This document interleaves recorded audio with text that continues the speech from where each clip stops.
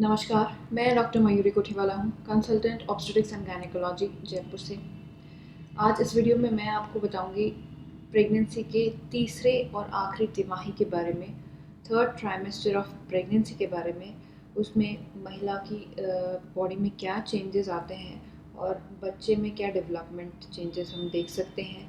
आपको किन चीज़ों का ध्यान रखना होगा, थर्ड ट्राइमेस्टर में क्या वार्निंग साइंस हो सकते हैं जो आपको इमरजेंसी में हॉस्पिटल में एडमिट होना चाहिए। ये सब कुछ चीज़ें मैं इस वीडियो में डिस्कस करूँगी, तो इस वीडियो को एंड तक ज़रूर देखिएगा।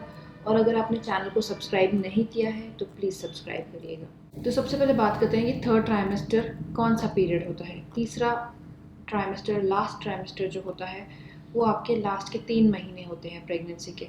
7वां, 8वां और 9वां महीना जो है वो थर्ड ट्राइमेस्टर के अंडर आता है। वीक्स में हम बात करें तो 29 वीक्स से लेके 40 वीक्स तक आपका थर्ड ट्राइमेस्टर होता है। थर्ड ट्राइमेस्टर में कॉमन सिम्टम्स होते हैं निचले हिस्से में पेट दर्द। इसके बारे में मैं आपको सेकेंड ट्राइमेस्टर वाले वीडियो में बता चुकी हूँ कि पेट दर्द क्यों होता है और उससे आप कैसे बच सकते हैं।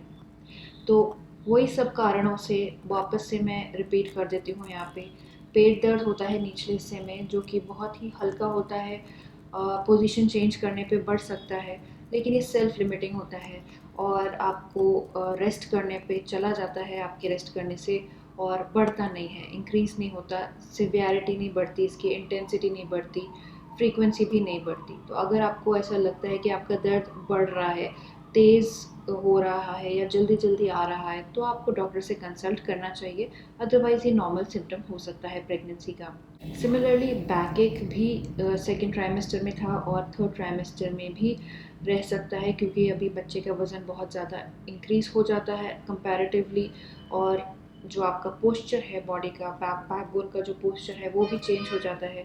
तो इसी वजह से आपको बैक एक ज़्यादा रहने लगता है। थर्ड ट्राइमेस्टर में आपके ब्रेस्ट जो हैं वो हेवी हो जाते हैं और ज़्यादा उनमें मिल्क प्रोडक्शन होने लगता है। 32 वीक्स के बाद कई बार महिलाओं को निपल्स में से डिस्चार्ज महसूस हो सकता है, मिल्की वाइट डिस्चार्ज भी हो सकता है और येलोइश डिस्चार्ज भी हो सकता है, जिसको हम कोलोस्ट्रम कहते हैं। इस डिस्चार्ज से आपको या आपके बेबी को कोई नुकसान नहीं है, बट अगर आपको ऐसा कोई सिम्टम होता है तो आप अपने डॉक्टर से ज़रूर कंसल्ट करिए एक बार। इनके अलावा आपको थकान रह सकती है, कमज़ोरी महसूस हो सकती है, डरावने सपने भी आ सकते हैं, वजाइनल डिस्चार्ज भी रह सकता है। जैसा कि मैंने पहले भी समझाया, डिस्चार्ज अगर फाउल स्मेलिंग नहीं है या उसमें कोई इचिंग नहीं है, खुजली, जलन, बदबू जैसा कोई सिम्टम नहीं है, तो डिस्चार्ज नॉर्मल भी हो सकता है। थर्ड ट्राइमेस्टर में एक जो सिम्टम है वो वापस से दिखाई देने लगता है फर्स्ट ट्राइमेस्टर वाला सिम्टम, यानी कि आपकी यूरिन की फ्रीक्वेंसी बढ़ जाती है, आपको बार बार बाथरूम आता है, आपको नाइट में भी सोने के बाद भी आपको 2 से 3 बार बाथरूम जाना पड़ सकता है, क्योंकि बच्चे का वज़न अभी काफ़ी ज़्यादा इंक्रीज़ हो जाता है, तो वो आपके पेशाब की थैली पे ज़ोर देता है। इसकी वजह से आपको बार बार पेशाब आने की शिकायत रह सकती है। पेशाब में अगर जलन नहीं है और निचले हिस्से में करते टाइम अगर दर्द नहीं है, तो इसका मतलब है कि आपको इन्फेक्शन की कोई लक्षण नहीं है और ये नॉर्मल सिम्टम है आपका प्रेगनेंसी का। आपको पेट के ऊपरले हिस्से में जलन रह सकती है, एसिडिटी की शिकायत हो सकती है, डकारें आ सकती हैं। ये सब भी एक नॉर्मल सिम्टम है थर्ड ट्राइमेस्टर के लिए। तीसरे तिमाही में आपका वज़न काफ़ी ज़्यादा बढ़ता है, बाकी 2 तिमाही के कंपैरिजन में आपके बच्चे का भी वज़न बढ़ता है।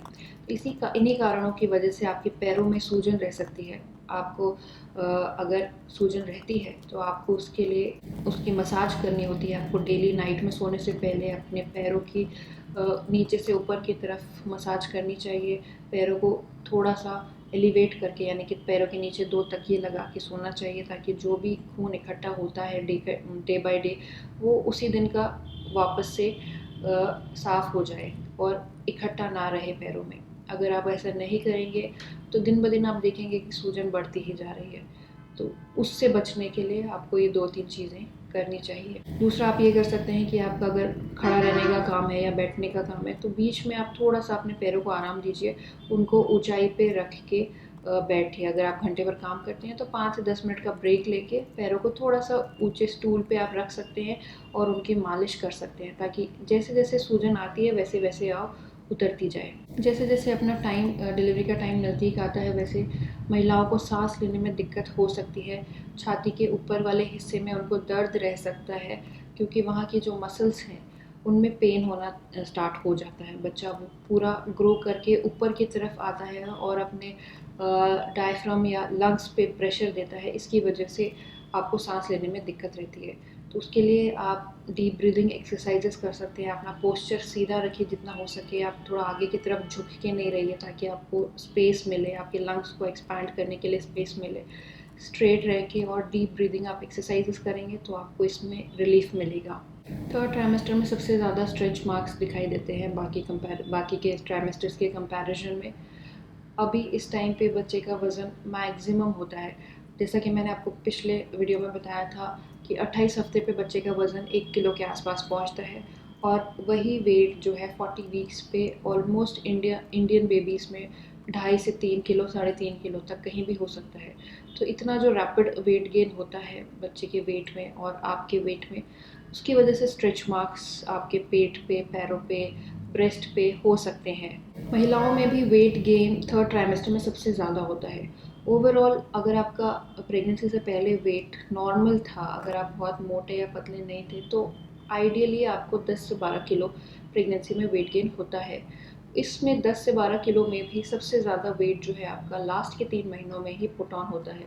तो इसीलिए कई बार पेशेंट जो है घबरा जाते हैं कि प्रेगनेंसी में वज़न नहीं बढ़ रहा है। फर्स्ट और सेकंड ट्राइमेस्टर में वो लोग आते हैं इन कंप्लेंट्स के साथ कि वज़न तो वैसा ही है या फिर कम हो गया है या बढ़ नहीं रहा है। तो उसमें कोई चिंता वाली बात नहीं है क्योंकि मैक्सिमम वेट जो है वो आपका सेकेंड ट्राइमेस्टर के एंड तक और थर्ड ट्राइमेस्टर में ही बढ़ने वाला है।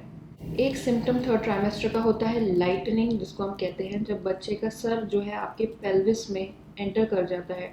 डिलीवरी के एकदम पास 36 वीक्स के बाद जब बच्चे का सर अगर पेल्विस में एंटर करता है तो आपके लंग्स पे से प्रेशर थोड़ा कम हो जाता है और जो आपको सांस लेने में दिक्कत हो रही थी पहले, उसमें आपको आराम मिलता है। आपको बड़ा ही लाइट फील होता है, इसीलिए इसको हम लाइटनिंग वर्ड यूज़ करते हैं इस चीज़ के लिए। ये तो हो गए नॉर्मल सिम्टम्स और साइंस आपकी प्रेगनेंसी में थर्ड ट्राइमेस्टर में आपको क्या फेस करने को मिल सकते हैं। अब बच्चे की बात करते हैं। तो बच्चा, जैसे मैंने बताया, उसका वेट मैक्सिमम थर्ड ट्राइमेस्टर में पुट ऑन होता है। बच्चा पूरी तरह से डेवलप हो चुका होता है। 34 वीक्स के बाद उसके लंग्स भी काफ़ी मैच्योर हो जाते हैं। अगर डिलीवरी होती है किसी भी कारण से टाइम से पहले तो बच्चा सरवाइव कर सकता है 34 हफ्ते के बाद। बच्चे के बाकी के जो सिस्टम्स हैं वो भी फुल्ली मैच्योर हो जाते हैं। बच्चे का वज़न लगभग 2.5 से 3.5 किलो तक कुछ भी रह सकता है। थर्ड ट्राइमेस्टर में कुछ वार्निंग साइंस होते हैं, कुछ इमरजेंसी साइंस होते हैं जिनका आइडिया आपको हमेशा होना चाहिए। आपको पता होना चाहिए कि अगर ये सिम्टम्स दिखाई देते हैं तो आपको अपने डॉक्टर से तुरंत संपर्क करना है।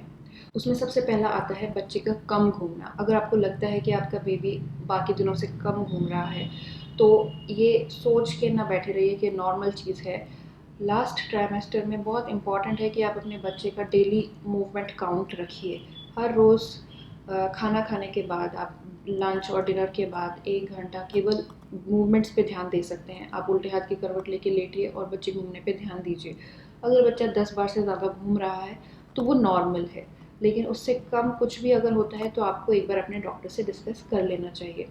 किसी दिन अगर आपका बेबी कम मूवमेंट करता है तो आपने कुछ खाया नहीं है, सुबह से आपको लगता है कि आपने अच्छे से खाना नहीं खाया, नाश्ता नहीं किया, तो आप कुछ खाइए, कुछ ग्लूकोज या आप शुगर ले सकते हैं, खाना खा सकते हैं और उसके बाद आप 1 घंटा लेट के देख सकते हैं। उसमें भी अगर आप बेबी मूव नहीं करता है तो आपको इमरजेंसी में हॉस्पिटल को रिपोर्ट करना चाहिए। दूसरा इमरजेंसी साइन होता है लीकिंग। कभी भी आपका वाटर बैग रप्चर होता है, आपको लगता है कि पानी छूट रहा है, पेशाब जैसा पतला पानी आ रहा है जिससे आपके कपड़े भीग रहे हैं, तो आपको अपने डॉक्टर को संपर्क करना होगा। वाटर डिस्चार्ज को कई बार लोग वजाइनल डिस्चार्ज से कंफ्यूज कर लेते हैं। जो वजाइनल डिस्चार्ज होता है वो थोड़ा सा गाढ़ा होता है, मिल्की वाइट होता है, लेकिन अगर आपका वाटर बैग लीक हुआ है तो एकदम पेशाब जैसा पतला पानी जाएगा और उससे आपके कपड़े भी काफ़ी हद तक भीग जाते हैं अगर सडनली सारा का सारा पानी लीक होता है तो। तीसरा इंपॉर्टेंट साइन होता है ब्लीडिंग। अगर आपको प्रेगनेंसी में कभी भी ब्लीडिंग दिखाई देती है तो उसको नेग्लेक्ट नहीं करना है। थर्ड ट्राइमेस्टर में अगर आपको डिस्चार्ज के साथ ब्लड मिक्स होके आ रहा है तो वो इंडिकेट करता है कि आपका लेबर पास में है या लेबर स्टार्ट होने वाला है, तो उसके लिए आपको डॉक्टर से संपर्क करना चाहिए। लास्ट इम्पॉर्टेंट साइन है लेबर पेन्स। अगर आपको सडनली बहुत तेज़ दर्द होते हैं जो बढ़ते जा रहे हैं और बार बार आ रहे हैं निचले हिस्से में पेट के, और जो कि रेडिएट होते हैं, आपकी कमर में भी हो रहे हैं, नीचे बैक में, जो थाइस में भी रेडिएट हो रहे हैं, तो आपको अपने डॉक्टर से कंसल्ट करना चाहिए, क्योंकि ये आपका लेबर पेन स्टार्ट होने का इंडिकेशन है। तो फ्रेंड्स, ये मेरा वीडियो था थर्ड ट्राइमेस्टर ऑफ प्रेगनेंसी पे। आपको क्या क्या साइन और सिम्टम्स देखने को मिल सकते हैं, आपके बच्चे की ग्रोथ कितनी और कैसे होनी चाहिए, और कौन से वार्निंग साइंस हैं जिनके लिए आपको हॉस्पिटल में रिपोर्ट करना होगा। तो अगर आपको ये वीडियो पसंद आया तो प्लीज़ लाइक और शेयर करिएगा, और चैनल को सब्सक्राइब करना ना भूलिएगा। Thank you.